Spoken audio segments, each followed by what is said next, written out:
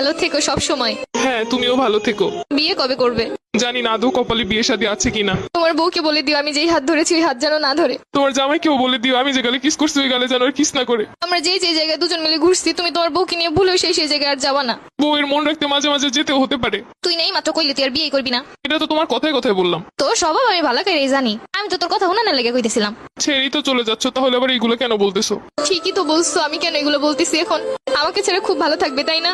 ভালো তো থাকতাম, কিন্তু এই 2-3 বছরে তো হাজার হাজার টাকা খরচ হয়ে গেছে আমার। ঘুরতে গেলে গাড়ি ভাড়া তো আসি, ফুচকা খাওয়ানো, চটপটি খাওয়ানো, আইসক্রিম খাওয়ানো, এইগুলোর পিছনে যত টাকা গেছে আমার। কষ্ট পেও না, যখন জামাই হবে টাকা পয়সা হলে তোমাকে সব শোধ করে দিব। তোমার কিন্তু মাঝে মধ্যে এমবিও বইটা দিতাম আমি। হ্যাঁ ঠিকই বলছো, আমি তোমার কাছ থেকে নিতে চাইছিলাম না, তুমি আমাকে জোর করেই দিছিলা। তখন তো বুঝি না এগুলো সব লস হয়ে যাবে। আচ্ছা জামাই হলে ওটাও শোধ করে দিব, টেনশন করো না। ঠিক আছে, ওইগুলো শোধ করে দিলে আমার আর মনে কোনো কষ্ট নাই। শুধু নিজে যা যা করছো তাই ভাবলা, আমি যে কি করছি সেইগুলো মনে নাই। একদিন কচু শাক রান্না করে নিয়ে আসছিলাম, লাল শাক বোনা করছিলাম, তোমাকে ছেড়ে খাইতে পারতেছিলাম না তাই বক্স ভরে তোমাকে এনে দিছিলাম।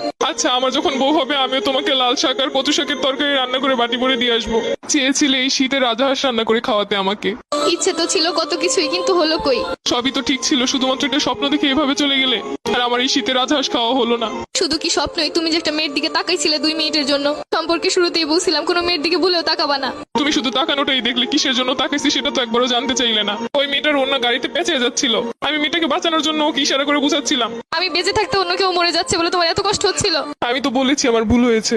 কিছু কিছু ভুলের কখনো ক্ষমা হয় না, এটা তো জানো। আর তুমি তো জানো আমি সবকিছু সহ্য করতে রাজি, কিন্তু মেয়েদের ব্যাপার নিয়ে একদমই সহ্য করতে পারি না। তাই তো আর আটকাতেও পারছি না। দোয়া করি সুখে থাকো সব সময়। তুমি আমাকে খুব সহজে ভুলে যেতে পারবে তাই না?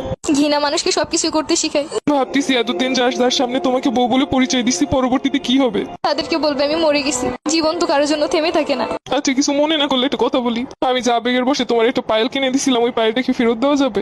জানোই তো আমার কাছে অত বেশি টাকা পয়সা নাই। নতুন কাউকে পটাইতে গেলে তো তখন লাগবো। কিন্তু ওই পায়েরটার তো 2-3 জায়গা থেকে খুইলা পড়ে গেছে। সমস্যা নেই, তুমি নিয়ে এসো, যা পইরে গেছে ওগুলো লাগাই নিবো। ওটার তো রঙও তেমন ভালো নাই। সমস্যা নেই, রং কইরা নিবো। আচ্ছা ঠিক আছে। আর শুনো, এই শীতে গোসল করো প্রতিদিন। আগে শীতে কত বলে বলে গোসল করাইছি।